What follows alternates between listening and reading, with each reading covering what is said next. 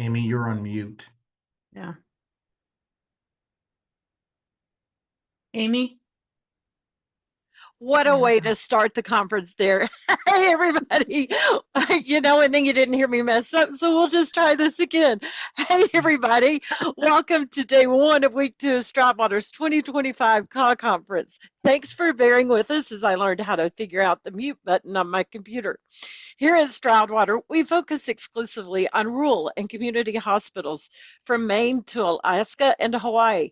Our team of former CEOs, clinicians, and financial leaders work across all areas of performance, financial, operational, clinical, quality, and strategic to help hospitals like yours address today's challenges and build a stronger future. We believe deeply in the importance of keeping care local, and we are proud to support the hospitals that make possible in every corner of the country. Today's sessions highlight the importance of data, early intervention, and transparency in shaping sustainable futures for rural healthcare. Our first session today is going to be with Jeff Sommer and Julie Georgioff. Its title is The Road to Closure, Key Warning Signs and Early Interventions. We begin with a timely and sobering look at the factors contributing to rural hospital closures and, more importantly, how to recognize warning signs early. Drawing from an in-depth study of closures nationwide, this session will offer a data-driven framework and real-world strategies for risk mitigation and early action. Let's get started. Jeff, Julie, the floor is yours, and I am going to put my mute button back on. Thank you so much, Amy. I'm Jeff Sommer. I'm thrilled to be here with you all today, and my colleague, Julie Georgioff, who's been working diligently with an internal team on developing our rural closure study. What we want to share with you today is meant to be an approachable framework and set of findings that are meant to provide C-suite and boards with the beginning of a framework to identify risk factors and help address those risk factors in a timely manner. So as we begin, just briefly, you can see on the next slide, Julie and I have contact information for you. So if you have any questions that are not able to be answered today, please feel free to reach out. Setting the strategic context for this conversation and the study, in our experience, and as we travel around the country and work with dozens and dozens of rural hospitals each year, we find that they fall in a continuum. And, the continuum from our perspective has a best case scenario, which we describe as thriving independence or interdependence. This is a well-resourced, locally accountable, locally governed for the most part, health system that is able to deliver quality care and meet the appropriate needs for their community. We view that as kind of the best case scenario for rural hospitals today. The next best scenario is an organization that's not independent or even interdependent, but might be in a partnership. But that partnership is mutually beneficial and thriving.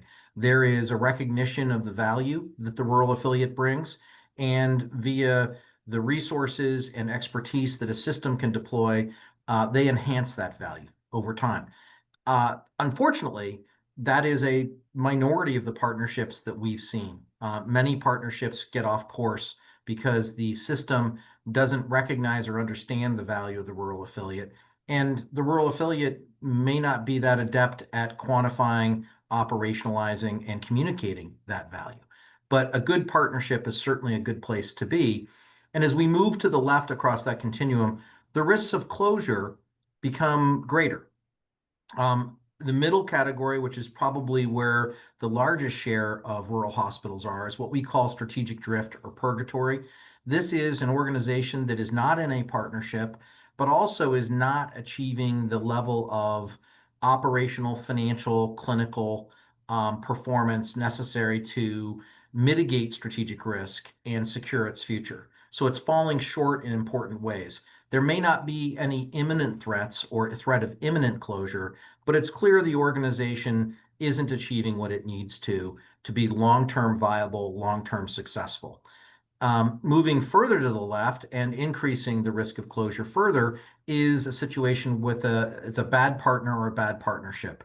And we would define this as a partnership that fails to recognize the value of the rural affiliate, is not interested in enhancing that value as part of a way to enhance the performance of a system overall. And over time, what happens is the rural affiliates are starved of capital. This becomes a self-fulfilling prophecy. And so the flawed evaluation of performance becomes compounded by a lack of capital, a lack of investment, a lack of resources. And as a result, those rural affiliates either wither on the vine, ultimately potentially being closed. And the worst case scenario being closure. And there's, as we described, multiple ways to arrive there. And what Julie and I are going to talk about today is some of those warning signs. And what I would just emphasize is that as an organization, you really, in terms of minimum amount of time to execute a turnaround, you really, want to have 2 years plus of timing. If you're operating in a situation where you may deplete your cash fully inside of 2 years, you are in a zone that's really a acute danger, acute risk for the organization. So you really need to be mindful of these risks as you progress, and arguably, being 3 years or more than 3 years from depleting your cash or potentially facing closure is really when you want to act. The required changes are much less at that point in time than as you get closer to facing potential closure or insolvency. So we've got a polling question. And Yes, we do. great. And what we Oh, want wow. people to understand is, or ask is, how would you describe your current state of your hospital using that continuum we just discussed? So as you think about that, again, moving right to left, the risk of closure increases. And so really, really interested in understanding how people self-evaluate where they fall on that continuum. We'll give it a few more seconds here for folks to respond.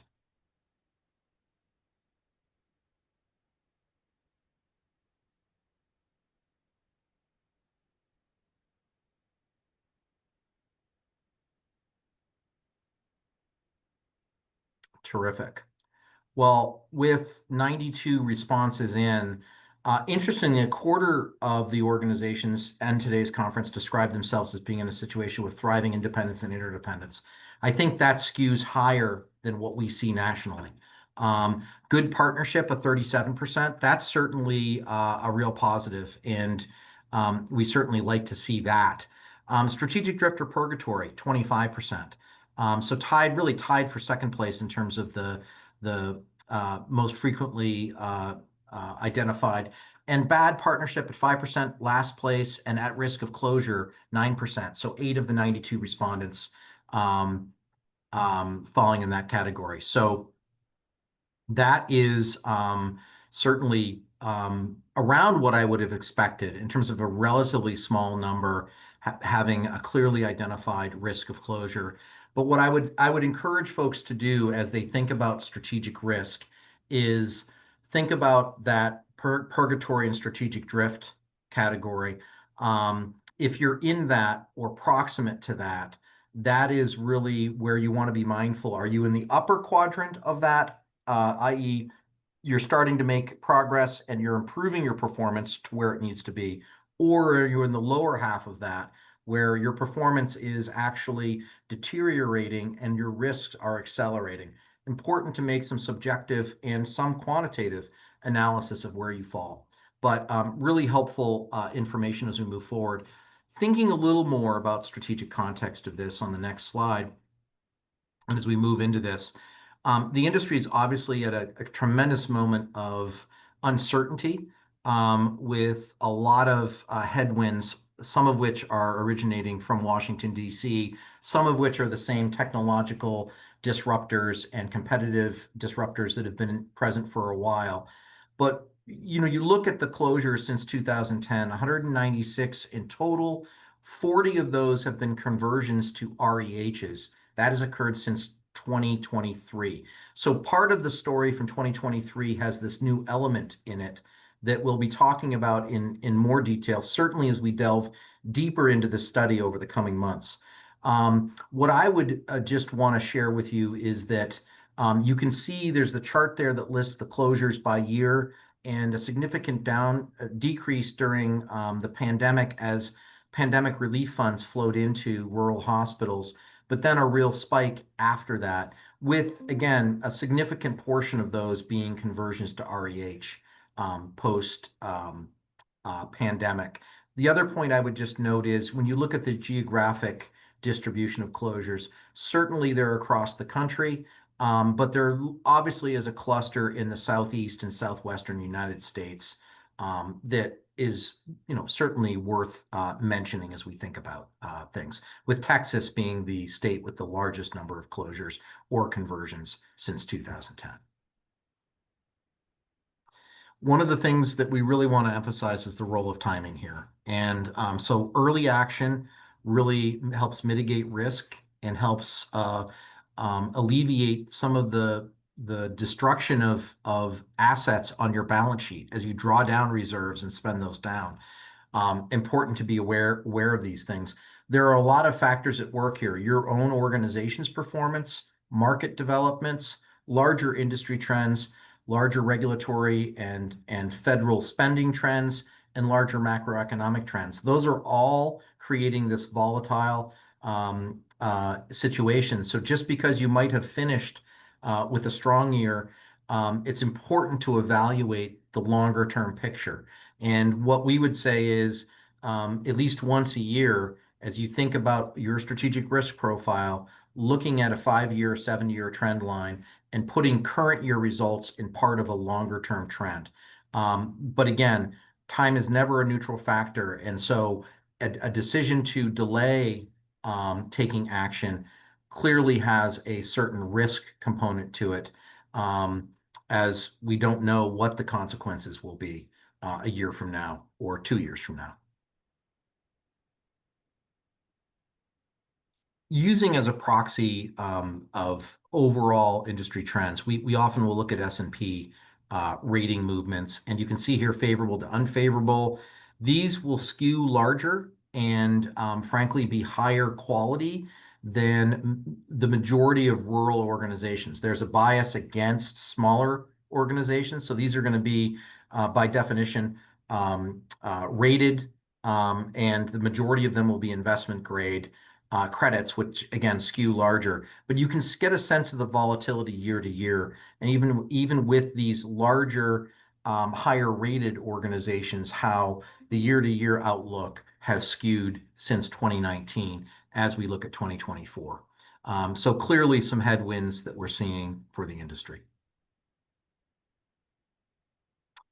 One of the points we really want to make sure that everybody understands is there are no strategic options that are risk-free, and there are no strategic options that don't rely upon operational performance as an important component of creating value and creating options. So those sound operations are foundational. So we start in our approach, we certainly recommend that every organization understand and analyze their risk profile, how various risk components are changing. We'll talk about that in a minute.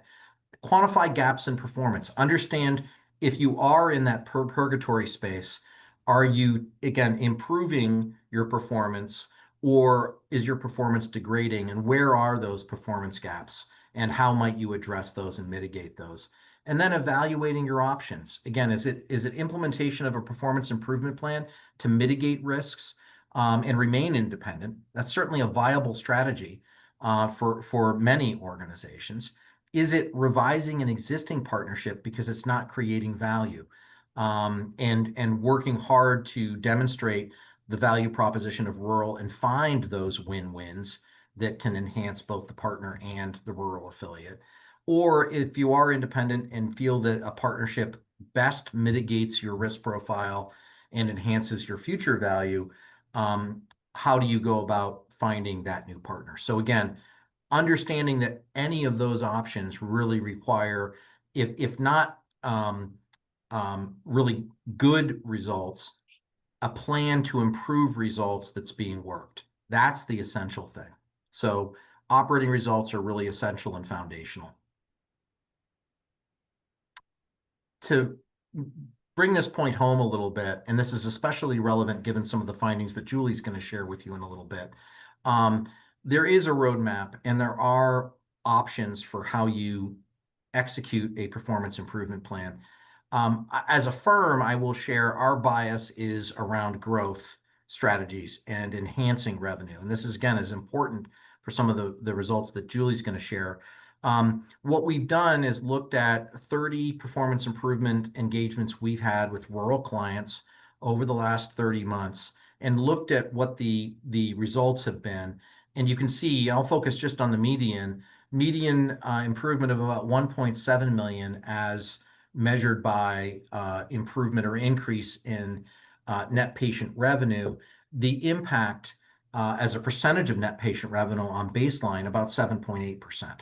So again, what we wanted to do is put the percentage in there to control for the size of the organization. And that's the median impact. And then down below, you can see what are some of the value levers that have been utilized to realize that improvement.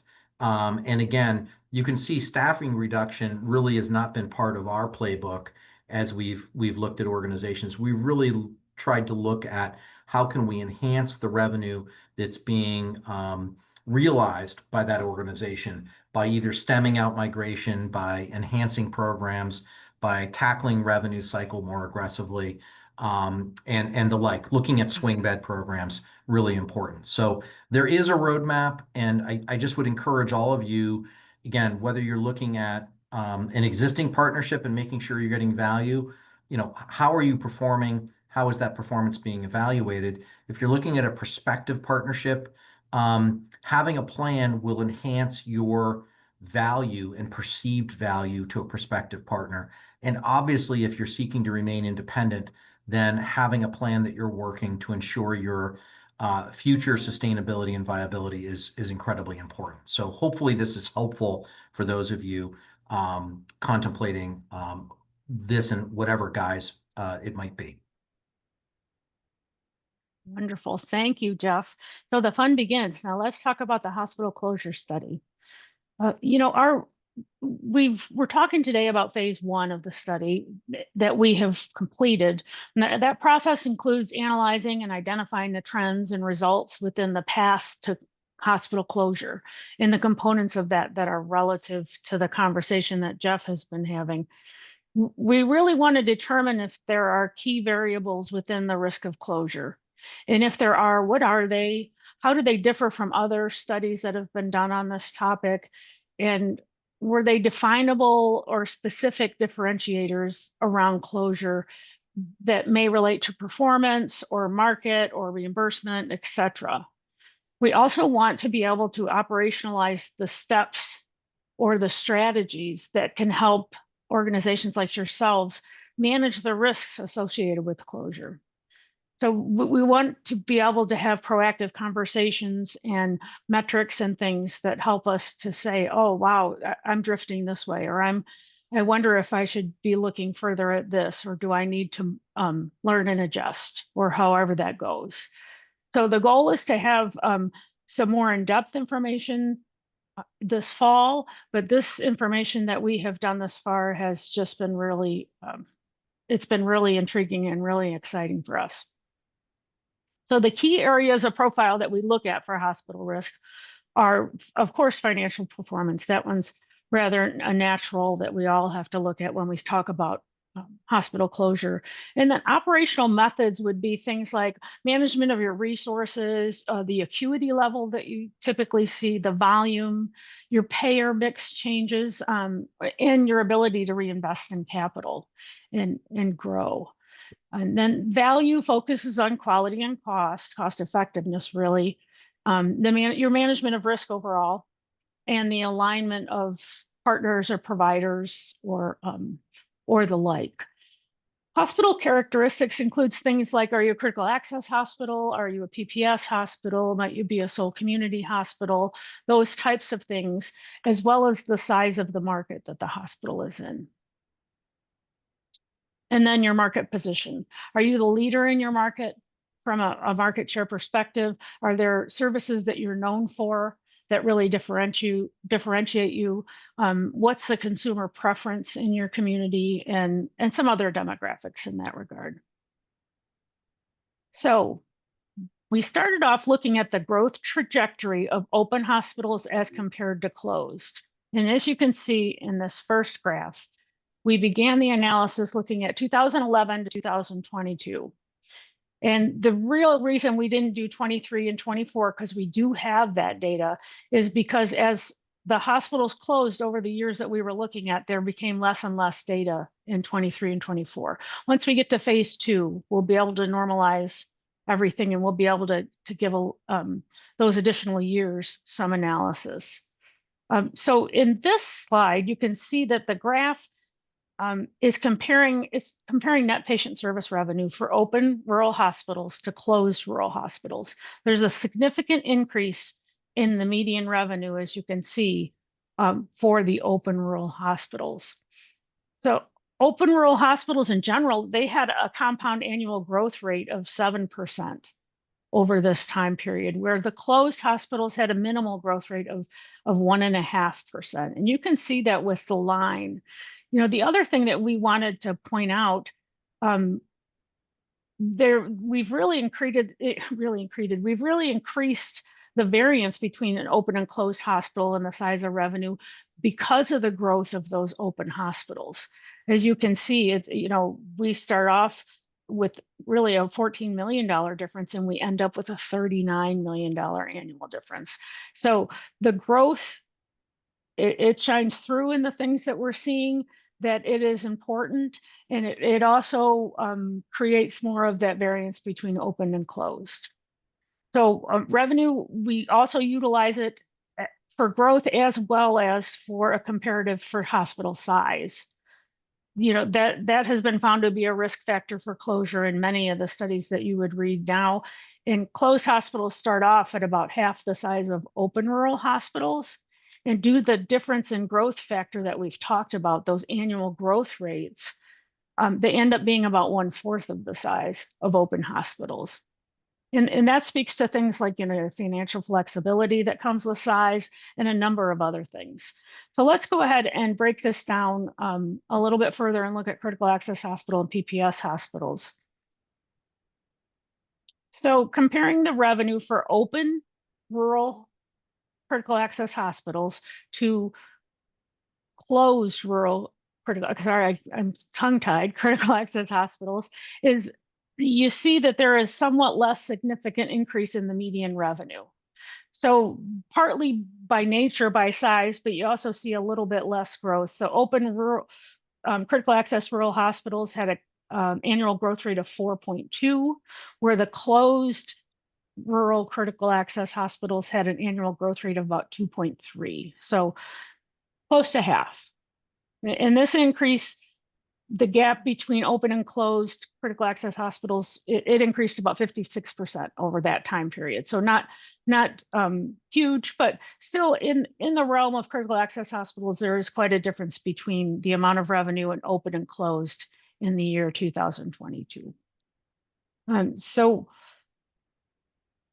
let's look at PPS hospitals. PPS hospitals show a significant difference in the amount of revenue generated by open and closed hospitals. You can see there's, we start off with about a $44 million difference, and we end up with $153 million. So like 3 times the amount, maybe 4 times the amount that we started off with. And so these increases are substantial over time.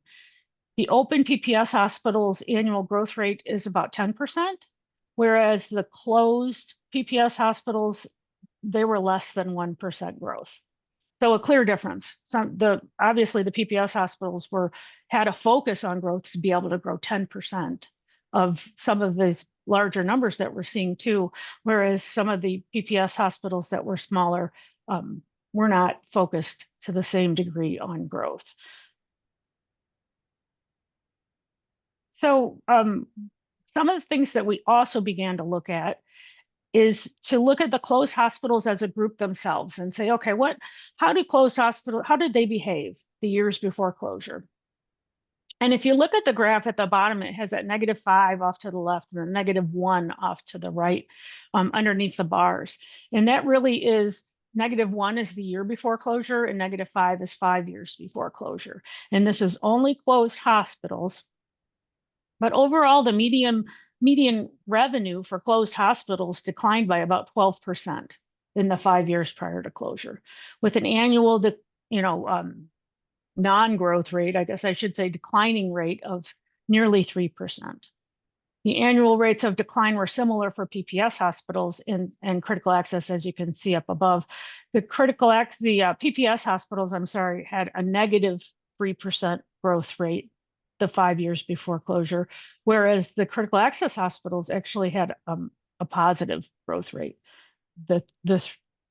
Sorry, I said that incorrectly. The PPS hospitals had the positive growth rate, and the critical access had the negative. So then we expanded that graph that I just showed you, and we looked at 10 years because we thought, well, gosh,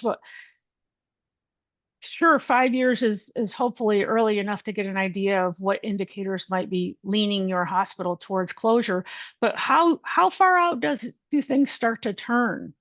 And we expanded the analysis to look back for a full 10 years, and overall revenue declined by about 5% over the 10 years for if I combine PPS and critical access hospitals. And it increased by 11% between years 6 and 10 prior to closure, whereas it declined by about 12% the 5 years before closure. So there was clearly a difference. We had an increase and then we did a dip the 5 years before, and the 5 years before have that -3 annual growth rate within them. So you see that there's a difference, but there's some things that will show you that happen a little bit before 5 years that we thought were really interesting. So the conclusion that we came to for this graph overall is the lack of sustained growth during the 10 years prior to closure. It falls off a bit at year 5, almost like clockwork. And it also confirms that a lack of growth is an indicator of closure risk. So lack of growth really, it clearly comes through the data that growing your hospital is an important component of avoiding closure or lowering your risk of closure. So the other thing that we looked at 10 years prior to closure is the average daily census. Really wanted to get a feel. We know that there's a lot of industry changes around inpatient utilization, and there's a lot more usage of observation and such. But we still felt that this was really relevant to understand. Of the closed hospitals, the average daily census shows about a 53% decline over the 10 years prior to closure.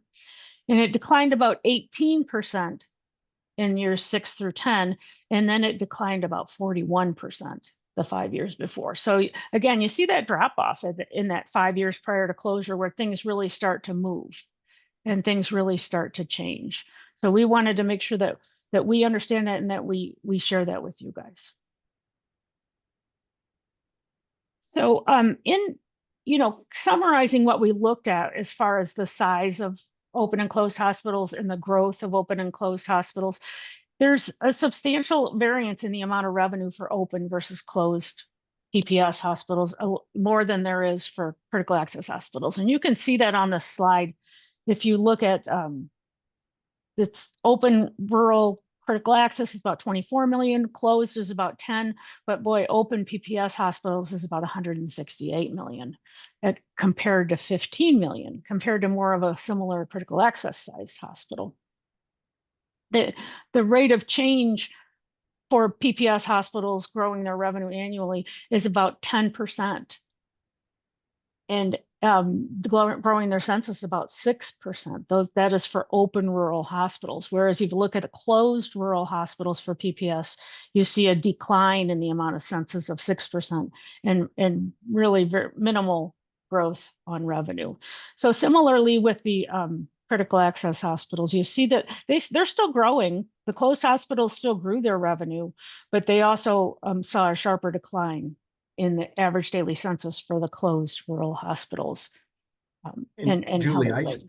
I just think this table is so powerful in contrasting the different trajectories. As you said, the size differential, but also the Mhm. growth differential on whether it be net patient service revenue or ADC between closed and open. Overall, closed and open critical access and closed and open PPS. I just think it really makes for a very compelling story. So, size being small size being a risk factor, and Mhm. obviously top line revenue, the lack of top line revenue growth being a significant risk factor as well, just is so powerful. Yeah, it really is, and you can't question it when it happens in each of the categories for the most part. To say these are common indicators that we can continue to look at. So thank you, Jeff.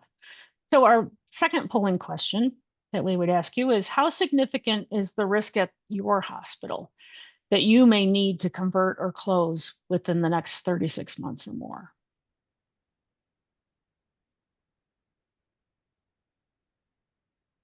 It's so fun to watch these answers come in. Yeah, and I will say the significance of the 36 months goes back to kind of our finding that, it takes time to execute an operational turnaround. And so if you're within that 36-month window, you've really got to act immediately to salvage the situation. You really don't have time to waste or delay because it takes time to execute a turnaround. And so if you are within that 3 year window, that 36 months window where you think that's a probability, that's really the time to act. Obviously, if you can take appropriate action to mitigate risk factors when it's somewhat elevated, that's also incredibly important.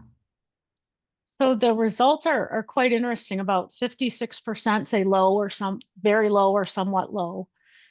And about 9% say very high, and somewhat and unclear comes to about 35%. So very interesting.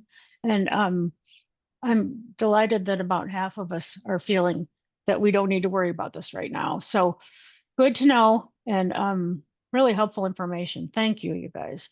So we are running a little bit behind on time. So let's look at a little bit of the financials for these opens and closed hospitals. Let's start with the median operating margin for closed hospitals. You can see that it fluctuates quite a bit more over the time period prior to COVID even. It certainly drops off after COVID for the closed hospitals, and for the open hospitals, but it definitely dips a lot lower for the closed hospitals than it goes up for the open hospitals, or goes down actually. So the variance in operating margin performance is continued to increase in general when comparing closed hospitals to open hospitals. There's a 12% variance in 2022 between closed hospital operating margin and open hospital. And that's a pretty substantial gap as far as performance in trying to overcome that. So closed hospitals, they never really achieved an operating margin as a median within this study, resulting in long-term and growing cash challenges. When you've been operating at a negative operating margin for a long time, it's difficult to have money to reinvest in yourself for capital and to be able to fund operations. So if we looked also at days cash on hand, now here you can see on the graph, we went back to the years before closure, and we see that independent hospitals, we only looked at independent hospitals because a lot of subsidiary or health system owned hospitals do a cash sweep of their subsidiary hospital, so it wouldn't be fair to compare them. But the days cash on hand declined about 65% over the 10 years before closure. And we weren't surprised to notice the declines, but we were surprised to notice that sometimes they started between years 5 and 7. And rarely did they go back to the level that they were 10 years ago, even if they did fluctuate to the degree that you see some of the critical access hospitals. Julie, I'm wondering if we need to go to the summary table just in the interest of time to kind of Let's summarize. go. Yeah, this This one. one, yes, it Yeah. would be great. Thank you, Jeff. So closed hospital operating margins for both critical access and PPS. Overall, they were negative, and days cash on hand was low compared to the open hospitals. If you look at the table, which I think we all expected. We thought that we were going to come here and see that there was a difference in financial performance.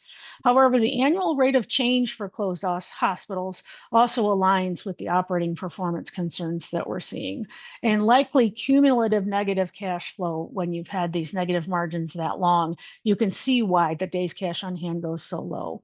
So open rural hospitals have an operating margin growth of 2%.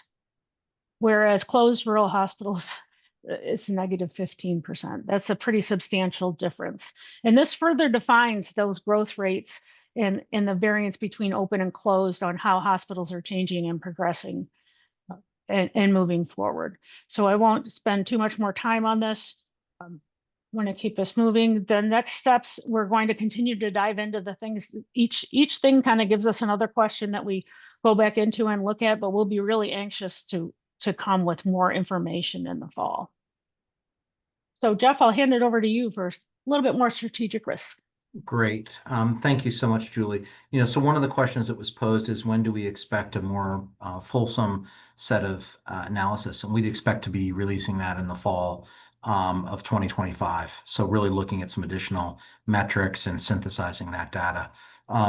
But this is an existing framework we developed around strategic risk, and the items highlighted there in red are factors that we would add based upon the work that we've done to date on closures. So size based upon net patient service revenue, revenue growth trend. It's always been a factor that I think we've had our eyes on, but it certainly raises its head. Operating margin being a really important one. And then overall market size is one that I think you'll see in the next cut of data that'll jump out. So I anticipate we'll continue to refine this. From our perspective, what we like about this framework is it's a more holistic approach. It's not just financially driven. It's not just operationally driven. It includes cost and quality, but also market factors as well. So really understanding how these work and how they play out over time. One of the points we would make is boards do themselves a disservice by only looking at comparison of operation and financial and other factors, often not looking at market or value indicators, but just looking at comparison to budget, comparison to year to prior to date. That doesn't give you a sense of the longer term trends. To understand how strategic risk factors and risk profile is changing, you really need to look at 5 to 7 years of data to look at longer term trends. So that would be one of the things we'd implore C-suite and board members to do, just so they have an appreciation of how that trajectory is changing. And I think that, coupled with 3-year, 36 months prior to depleting cash, prior to looking at closure, are really key. And what we hope to be able to do is give some parameters that provide additional guidance around what that time frame, that 36-month time frame, looks like in the coming months as we complete our research. I don't think we have time for the polling question. This is around strategic risk, but important for boards to understand. So key lessons learned from hospital closures. Again, you can't take your eye off operational performance. It's foundational to any strategic option. And again, that 36-month window really is a bright line. Time's never a neutral factor. You need a minimum of 2 years to execute a turnaround. And so if you're inside of 3 years, you basically have one chance to get it right.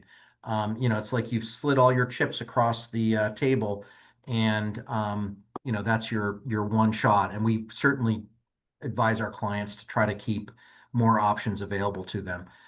Understanding your value, whether you're in an existing relationship, whether you're potentially talking to a prospective partner, or just figuring out why is our mission and our continued existence as a organization important. Understanding that is absolutely essential. There are no risk-free options. And lastly, I would just say, again, that emphasis on early action. The sooner you act, the less abrupt the change needs to be, and the less disruptive. What I will say is we've gotten a number of questions. We will answer those questions and share the responses with all of the attendees today. So thank you so much for your time, and we look forward to sharing results with you this fall. So thank you. Yes, thanks, Julie and Jeff, for your insights that you provided and the clear call to action to act earlier, not later when the signs of distress appear. If you all do have questions, I know that you had a lot of information that Jeff and Julie had to present, and some of you may not have been able to ask your questions. Feel free to put those into the Q&A box. We will get those answered, and as Jeff shared, it will be distributing out. We'll now move into a session that focuses on understanding and communicating rural healthcare realities at the state and district level. This session will be closed out, so you'll need to join at the next one, where Keith Boblo is going to share Unlocking Insights, Exploring the Updated State and Congressional District Dashboard. So I look forward to seeing all of you over there. Thank you for joining this session. And again, Julie, Jeff, thank you for your time.